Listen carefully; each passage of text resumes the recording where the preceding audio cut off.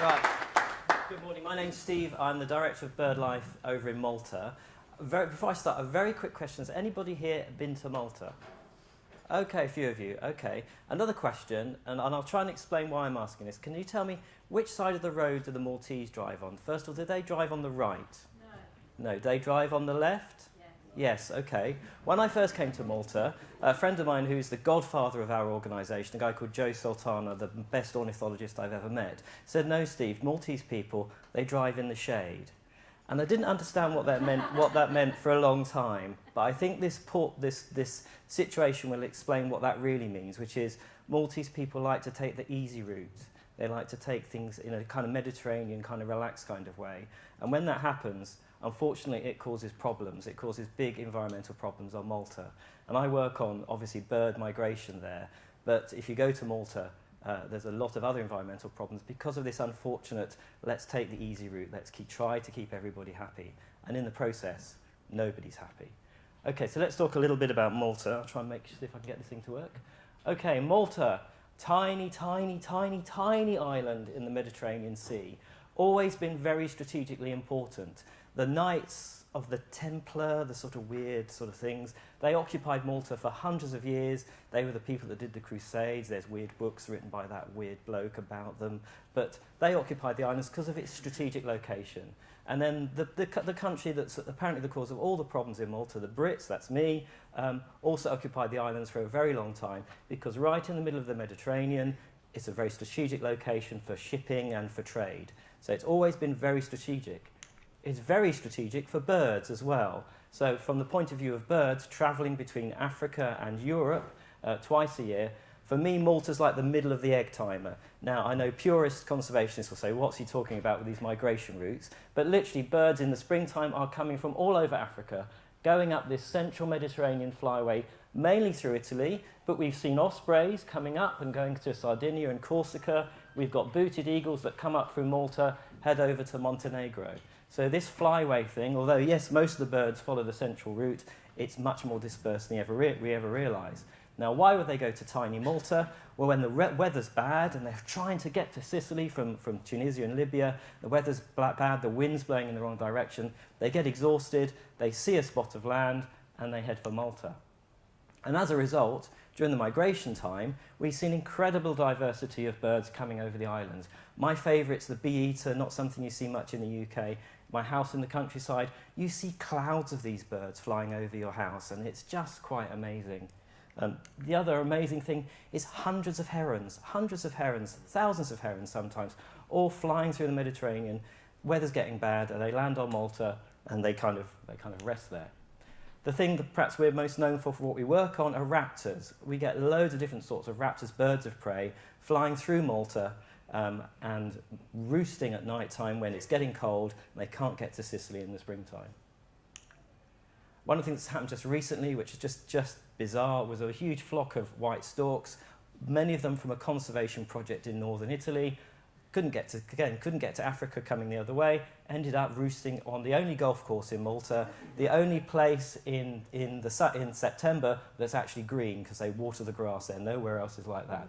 And it was just quite bizarre seeing these storks on a golf course with loads of expat Brits going, my goodness, what have we got on our golf course today? And the thing that causes most of the controversy, birds like the turtle dove, the birds that have been traditionally hunted by the Maltese, come over in very large flocks, and unfortunately, when these birds get to Malta, there are 10,000 hunters out there literally waiting to kill them. Now, 10,000 hunters might not sound like a lot of people, but Malta is basically like Bristol dumped onto the Isle of Wight. So it's a tiny island, 26 miles long, the densest concentration of hunters in the world. I mean, I live in the country, I go for a walk at this time of the year with my dogs on a lead, and there's hunters here, there, everywhere, shooting over my head. There's trappers trapping finches that won't let me go for a walk on the land that I'm allowed to, because obviously I might disturb them. So the countryside in Malta is occupied by hunters, and they occupy it not just to get birds, but to stop me and other Maltese people enjoying the countryside. You just don't want to go to the countryside when the hunting season is on. You probably want to go to a shopping mall because it's actually less stressful than being in the countryside. And I'm not joking about that. Now, what's the impact of all these hunters? I think we have a short clip here. This are beautiful black-winged stilts, amazing birds. We get them nesting in small numbers on Malta. They're migrating all their way to places like Sardinia, where you see hundreds of them in the wetlands there. This was shot by a young guy on a roof in Slima, which is one of the urban areas of Malta. It was migrating over, hunters shot it in the wing, bird had to go to the vets and had to be put down. And that happens all the time. This is what's happening with birds on Malta. Another example, which I think I clicked for this one, don't I? Oh, sorry, I'll go back. I think you need to help me with that one. Oh, do I do it? Okay. Oh, here we go. This is massacres of birds. So you don't believe massacres of birds happen in Malta? Yes, they do. This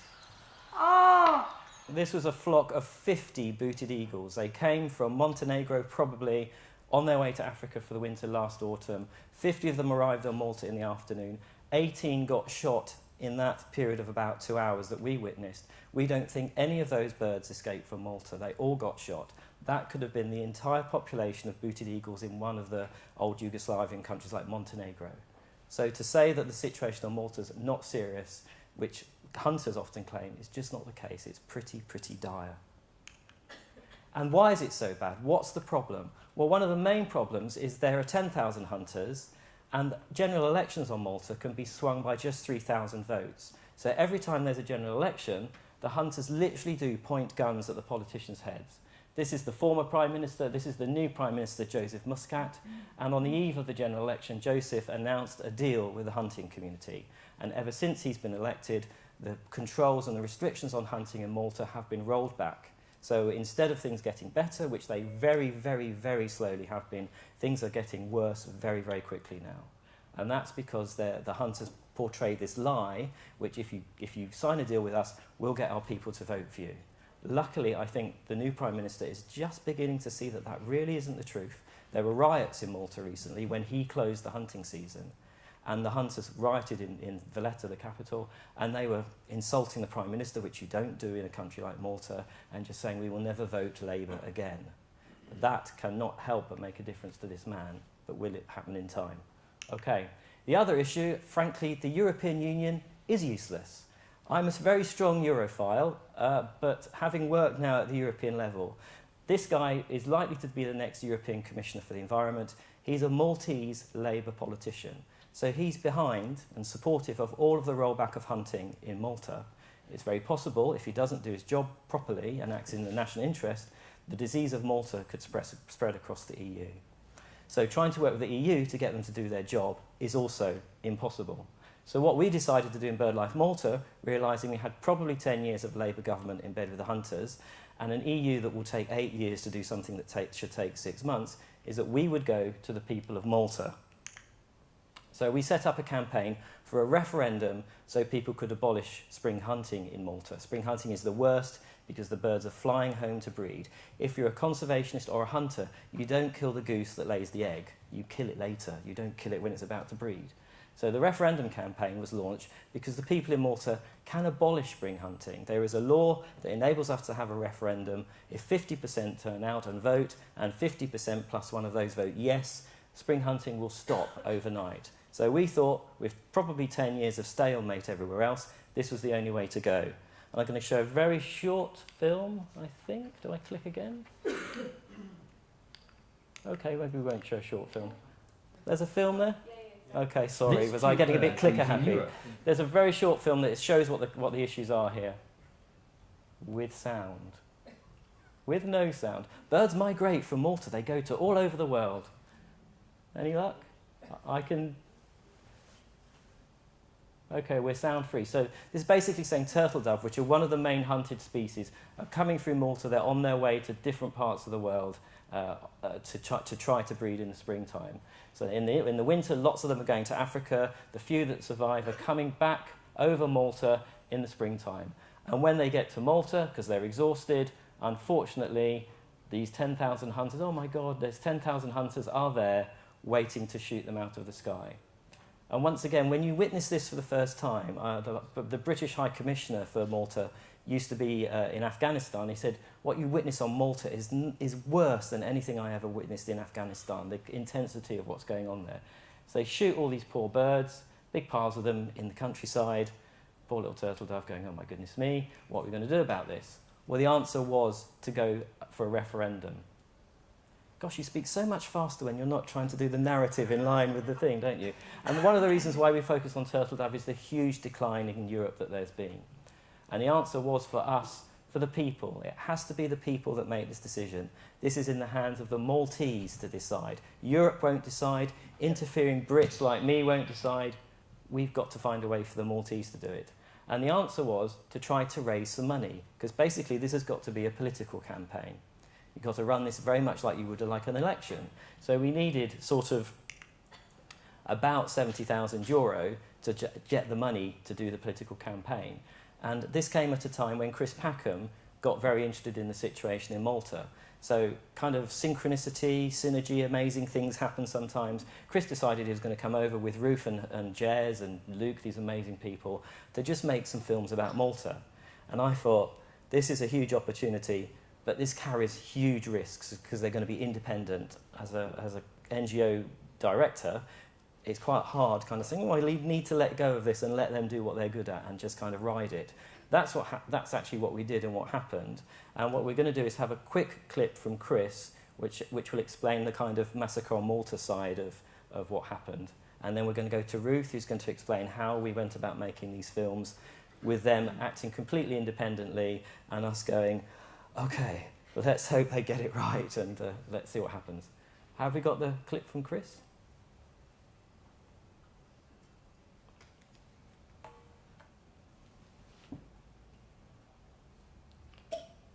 You're obviously in a darkened room when this was filmed.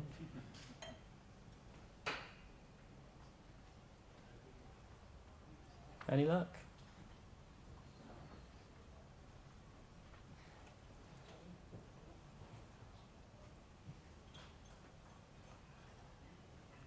Shall I do a little dance or pretend to mime a turtle dove or something? I could do that.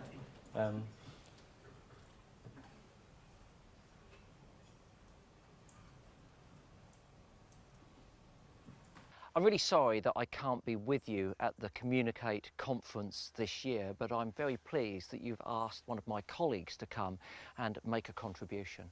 We were tremendously excited by our ability to communicate the problems that migratory birds face when they traverse Malta in the springtime.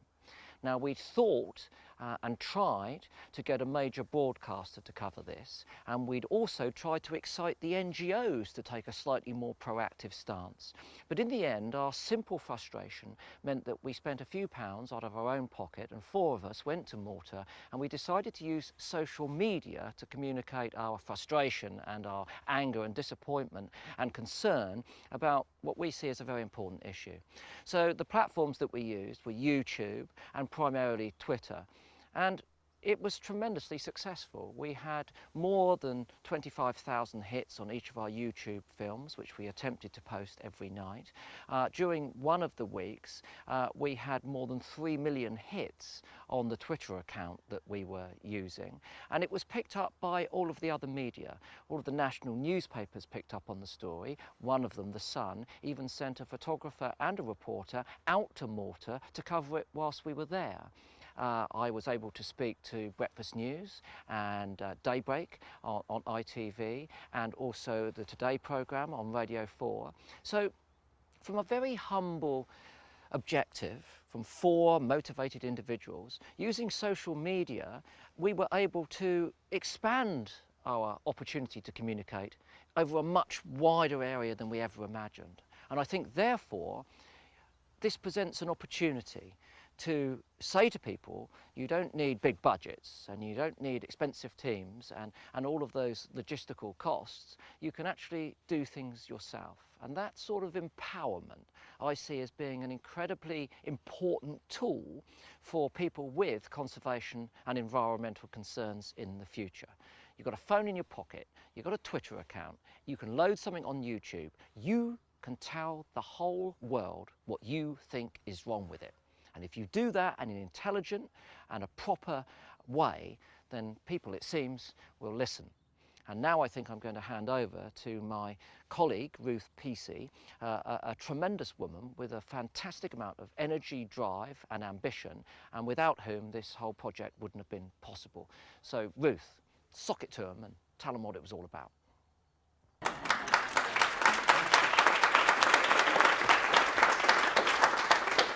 Morning. Thank you, Chris. You've just said in 2 minutes what I was hoping to eke out over 15, so better start again.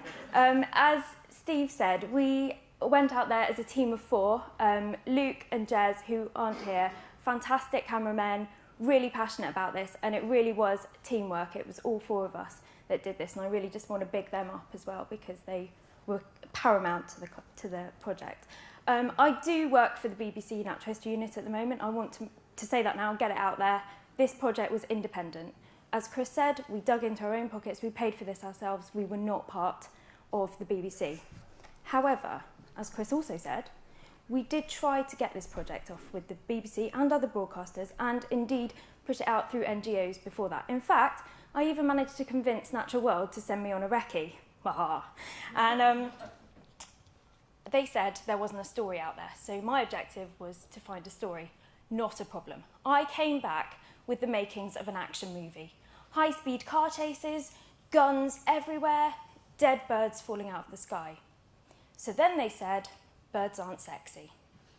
I tried to tell them that the UK spends £200 million every year on birds. In the end, it was just a flat no. And it's frustrating because there are many things that are frustrating, and had we been operating through the BBC, we would have had to have shown both sides of the argument and things, which to me is ridiculous. What's going on in Malta is immoral and it's illegal. Had I been covering a murder investigation, I wouldn't have been expected to show the murderers in the equal amount of light as the victim. And I think that it's wrong that had I covered it in the BBC, I would have had to have done that. However, it sounds like I'm really bitter and cross. And I'm genuinely not. I'm genuinely not. People think that big organisations have a responsibility to address issues like this. And yes, I agree they do. But we all have a responsibility. If we believe in something, it's up to all of us to put it out there. It's not the responsibility of the big organisations.